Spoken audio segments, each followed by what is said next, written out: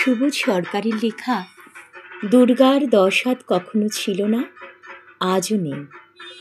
অথবা শিউলিদিকে দুর্গা বলতে না পারলে মাটির দুর্গাকে প্রণাম করে কি হবে? আমার মা আমাকে একবার কানে কানে একটা কথা বলেছিল, ফিসফিস করে বলেছিল, যাতে কেউ শুনতে না পায়।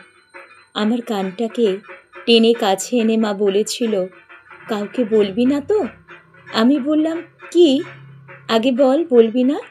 আমি বললাম, না, বলবো না। মা বলল, দুর্গার কটা হাত? আমি বললাম, 10টা। মা বলল, কোনো দিন দুর্গার 10টা হাত ছিল না। প্রথম দিন 2টো ছিল, তারপর 3টে হলো, তারপর 4টে হলো। এভাবে কি একটার পর একটা হাত গজায় কারো? তুই 2টো হাত নিয়ে পৃথিবীতে এসেছিস, তোর কি কোনো দিন 4টে হাত হবে? দুর্গার হাত প্রথমে 2টো ছিল, আজও 2টো আছে, 100 বছর পরেও 2টো থাকবে। মা যেদিন কথাটা ফিসফিসিয়ে বলেছিল, সেই ফিসফিসানোর বয়স 100 বছর না হলেও 50 হলো। মাকে কথা দিয়েছিলাম, কাউকে বলবো না, বলিনি। আজ লিখলাম। আমার মা পাবনা থেকে পালিয়ে আসা একটি মেয়ে, যে কিনা সীমান্ত পেরোনোর সময় বাবার সঙ্গে বমাল ধরা পড়ে ত করে জিজ্ঞাসা করেছিল রাইফেলধারীকে, তোমরা এপারে তুলসী লাগাতে দেবে তো? সেটা ছিল কোজাগরির আগে। দীপাবলিতে কোনো দ্বীপ জ্বলেনি সেবার। আমার মা স্কুল কলেজে যায়নি কোনো দিন, কিন্তু গীতার এক একটি অধ্যায় রোজ পুকুরে ডুব দিয়ে উঠে ভিজে কাপড়ে বলতে বলতে তুলসী গাছে জল দিত। 50 বছর আগে মায়ের কথাটা হুবহু মনে পড়ছে আজ। দুর্গার 10 হাত ছিল না কখনো, আজও নেই। ফিসফিস করে নয়, এসপ্ল্যানেডে দাঁড়িয়ে মাইকে মাইকে বলতে ইচ্ছে করছে মায়ের কথাটা। দুর্গার 2টো হাত, তাকিয়ে দেখুন, 2টো হাত দিয়ে যে কাজ দুর্গা করেছিলেন, সেটা 10 হাত থাকলেও অনেকে পারবে না।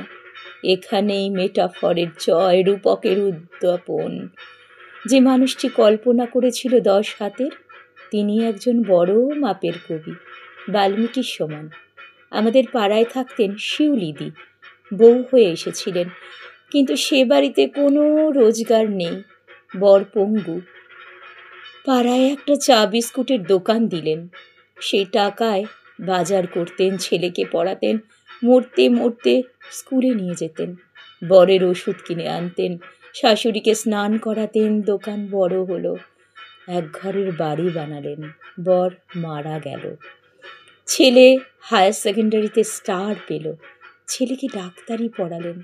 ছেলে এখন কলকাতায় প্রতিষ্ঠিত চিকিৎসক। এই শিউলিদির যদি 10 হাত না থাকে, তো কার 10 হাত আছে? এই শিউলিদিকে যদি আমি দুর্গা বলতে না পারি, তাহলে মাটির দুর্গাকে সারা জীবন প্রণাম করে কি হবে? আমার কাছে শিউলি মানে শরৎ নয়, আমার কাছে শিউলি মানে চা বিস্কুটের দোকান চালানো শিউলিদি। যে মেয়েটি কাঁখে ছেলে নিয়ে, মাথায় 8টা ইট নিয়ে প্রমোটারের বাড়ি বানাচ্ছে, সে কি দুর্গা নয়? যে মেয়েটি গ্রাম থেকে উড়ে গেল সেদিন ওয়াশিংটন ডিসি নাসায় বিজ্ঞানী হিসেবে যোগ দিতে, সে যখন 2 দিন বাদে গ্রামের বাড়িতে ফিরবে ছুটি নিয়ে, তাকে দেখার জন্য বেশি ভিড় হবে, সে কি দুর্গা নয় বলে, নাকি দুর্গা বলে? কল্পনা চাওলা যখন আকাশ থেকে ছাই হয়ে ঝরে পড়েছিল, তখন কি মনে হয়নি, আহারে, একটা দুর্গা ছাই হয়ে গেল? তারপর দেখলাম সেই ছাই থেকে আরো নতুন দুর্গা বেরিয়ে এলো। তাদের কারো 10টা হাত নেই, সবার 2টো করে হাত। দুর্গা পূজা আসলে সবার পুজো, বড়লোকের পুজো, মধ্যবিত্তের পুজো, প্রান্তিকের পুজো, ব্রাহ্মণের পুজো, কোল ভিল সাঁওতালের পুজো।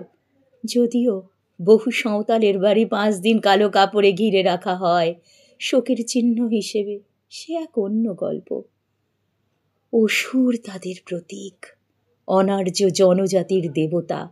তারা বিশ্বাস করেন এই পুজোর ভিতরে লুকিয়ে রয়েছে আর্য সাম্রাজ্যবাদ।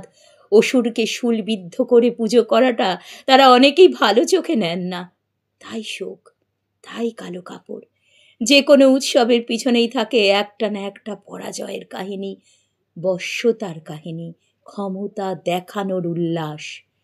কিন্তু দুর্গা আমার চোখে হাজার হাজার লক্ষ কোটি মেয়ের উঠে দাঁড়ানোর গল্প। প্রতিটি মেয়ের মধ্যে একটি লুকোনো দুর্গা আছে, প্রতিটি মেয়ের মধ্যে ৮টা লুকোনো হাত আছে। একটা একটা করে সেই হাত বের করে নিয়ে আশার নাম দুর্গা পুজো, আর সেই পুজোর গন্ধের নাম শিউলি।